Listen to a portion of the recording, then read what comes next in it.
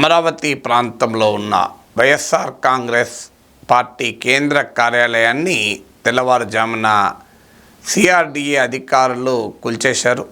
Mangalagiri Tadepalli municipal corporation అధికారులు, CRDA అధికారులు ఉదయం 5:30కు బుల్డోజర్లు, ఎక్స్కవేటర్లను పెట్టి నిర్మాణంలో ఉన్న వైఎస్ఆర్ కాంగ్రెస్ పార్టీ కేంద్ర కార్యాలయాన్ని కూల్చేశారు.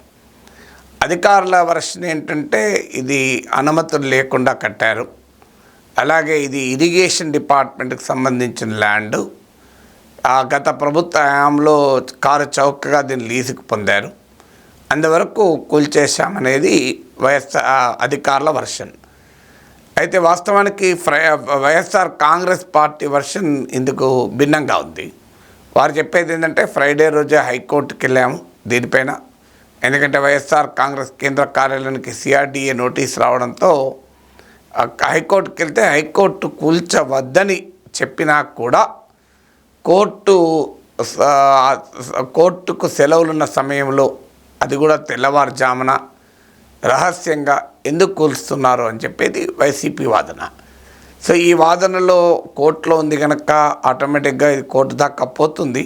నిజంగానే హైకోర్టు కనుక కూల్చవద్దు అనే స్పష్టమైన ఆదేశాలు ఇచ్చినాక కూడా అధికారులు కూలిస్తే అది ఖచ్చితంగా కంటెంప్ట్ ఆఫ్ కోర్టు అవుతుంది, కోర్టు ధిక్కార నేరం అవుతుంది. ఆ హైకోర్టు ఆర్డర్ నేను చూడలేదు కనుక నేను కామెంట్ చేయలేను. కానీ నిజంగానే కోర్టు స్పష్టమైన ఆదేశాలు ఇస్తే మాత్రం ఆదేశాలకు భిన్నంగా కూల్చివేస్తే కోర్టు ధిక్కార నేరం కింద వైసీపీ హైకోర్టు మూవ్ చేయొచ్చు. బట్ ఏదైనా ఇందులో ఒక పని చేయడం రైటా రాంగా కన్నా ఆ పని చేసిన తీరు కూడా కీలకం. అంటే న్యాయం ఇవ్వడమే కాదు, న్యాయము ఇచ్చినట్లుగా కూడా కనబడాలి అనేది మన న్యాయ సూత్రాల్లో ఒక ముఖ్యమైన సూత్రం. జస్టిస్ ఇస్తే సరిపోదు, ఇచ్చినట్టు కనబడాలి కూడా. అందువల్ల ఇక్కడ ఆప్టిక్స్ అనేది చాలా కీలకమవుతుంది. ఏమిటి ఆప్టిక్స్? సో చంద్రబాబు నాయుడు ప్రభుత్వం అధికారంలోకి వచ్చి కొద్ది రోజులు మాత్రమే అయింది. అసెంబ్లీలో చంద్రబాబు నాయుడు ఎమ్మెల్యేగా ప్రమాణ స్వీకారం చేసిన తెల్లవారే ఈ ఇన్సిడెంట్ జరిగింది. సో అలాగే చంద్రబాబు నాయుడు, పవన్ కళ్యాణ్లు పదే పదే మేము కక్ష సాధింపుకు వెళ్ళము, రాజకీయ కక్షలతో మాకు పని లేదు, మేము ఒక కొత్త పాలన ఇస్తాం, ప్రజల అభివృద్ధిపై మాత్రమే కేంద్రీకరిస్తాం అంటూ చెప్తూ వచ్చాయి.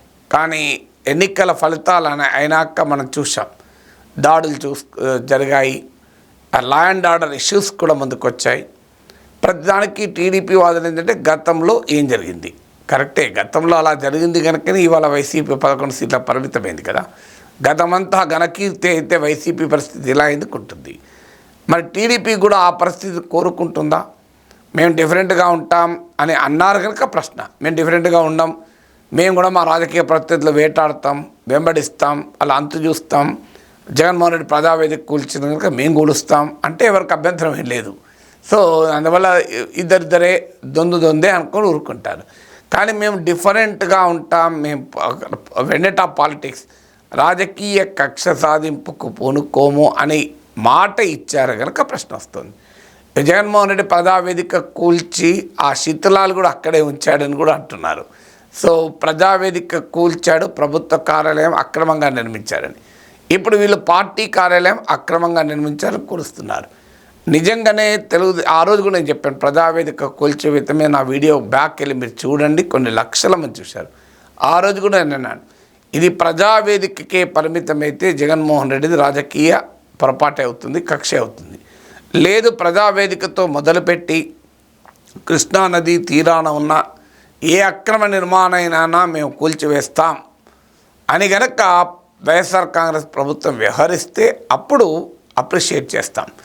కానీ ఇది కేవలం ప్రజావేదికకు మాత్రమే పరిమితం అవుతుందా, లేదా కృష్ణా తీరాన ఉన్న అన్ని అక్రమ నిర్మాణాలకు వర్తిస్తుందా అని ఆ రోజు జగన్ ప్రభుత్వం హామీ ఇచ్చింది, ఇది అన్ని అక్రమ నిర్మాణాలు కూల్చేస్తామని. కానీ ఆచరణలో జరిగింది ఒక్క ప్రజావేదికకి ఆగిపోయింది.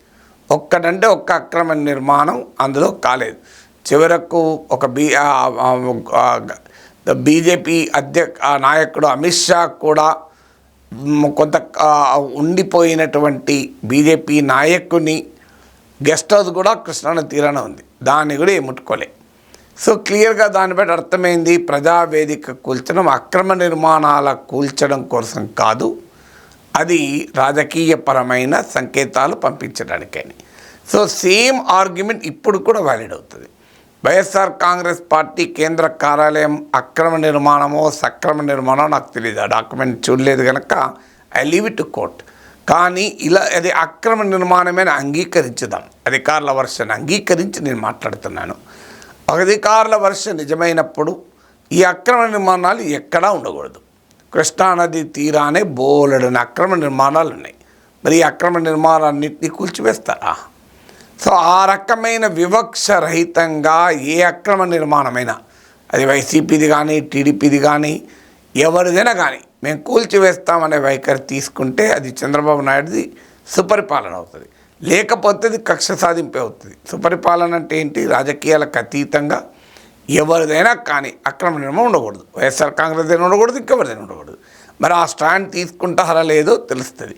కానీ ఇప్పటికిప్పుడు ఆప్టిక్స్ చూస్తేనైతే ఇది రాజకీయ ప్రతీకార చర్యలాగా కనబడుతుంది తప్ప మేము గుడ్ గవర్నెన్స్ కొరకు చేస్తున్నాం అనే రకంగా కనిపించడం లేదు.